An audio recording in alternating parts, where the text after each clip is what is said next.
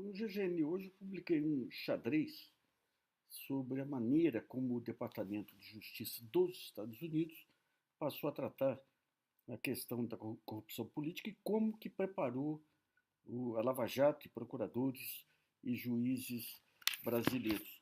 Isso aí começa no começo dos anos 2000 com a criação da Seção de Integridade Pública do Departamento de Justiça, incumbido de investigar crimes políticos, crimes que envolviam a administração pública de uma maneira geral.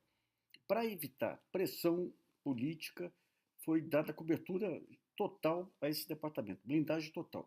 Então, um grupo de 36 pessoas, procuradores e outros que passaram a investigar os grandes escândalos corporativos e políticos. Um dos primeiros episódios foi da Enron e da Anderson Consulting, que era a empresa de auditoria da Enron. E ali, pela primeira vez, foi testada toda uma tecnologia de atropelar direitos, que depois foi incorporada pela Lava Jato.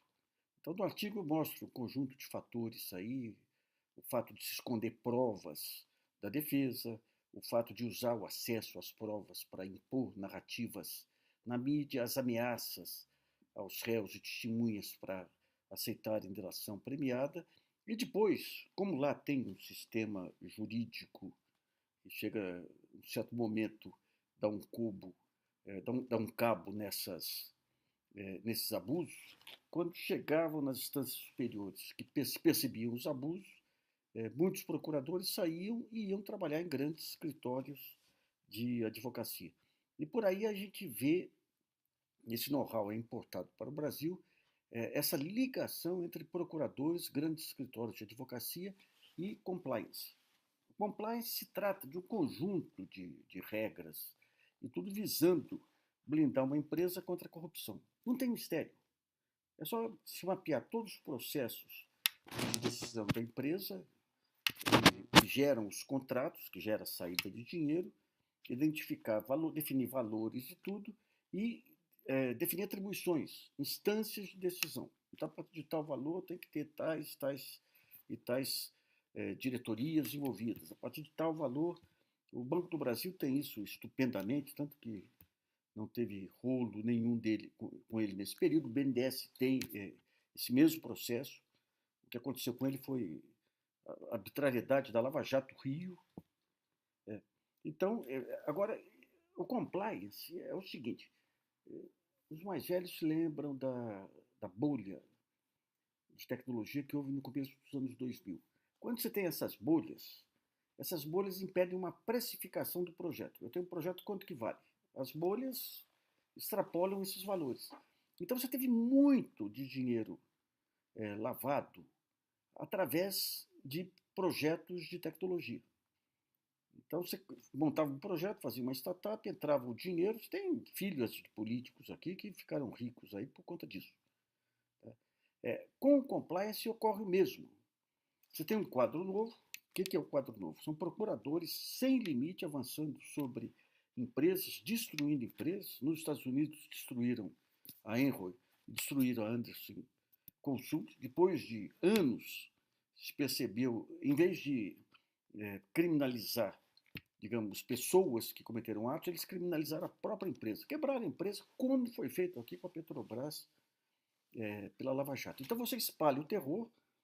Você tem casos aí que nem no Brasil, o sujeito mantido preso durante um tempo até abrir o bico, as delações premiadas serem de acordo com o que o procurador queria. Então você espalha o medo nas empresas. E a partir daí entram as empresas de compliance.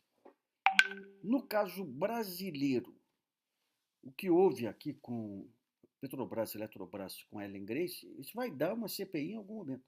Não tinha nada que justificasse 200 milhões de dólares lá para você fazer uma compliance na Petrobras, sendo que já tinham grandes escritórios paulistas contratados lá para fazer esse trabalho.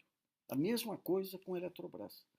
No caso do acordo que houve nos Estados Unidos, class action, um acordo da Petrobras com todos os chutes aí, eles calculavam a propina na Petrobras de 900 milhões de dólares, que é um chute.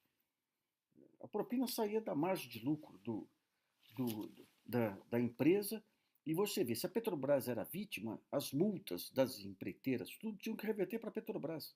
Em vez disso, a Petrobras assina um contrato nos Estados Unidos com o Departamento de Justiça e tudo, e com a participação dos procuradores brasileiros, em que ela se compromete a pagar 3 bilhões de dólares de indenização. E daí, 2 bilhões e meio de reais vem para a administração da Lava Jato.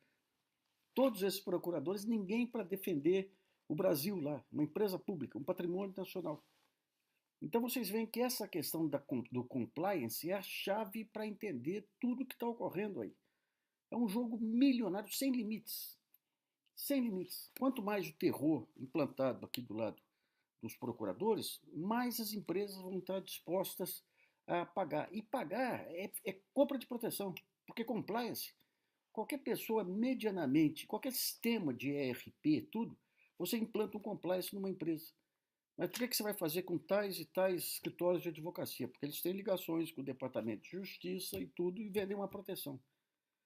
Então, por aí se entende muito desse jogo da indústria da anticorrupção, que acabou fazendo com que a corrupção mudasse de lado. A venda de defesa e através desses contratos de compliance faz com que as empresas sangrem muito mais do que com a corrupção que existia antes. Até mais.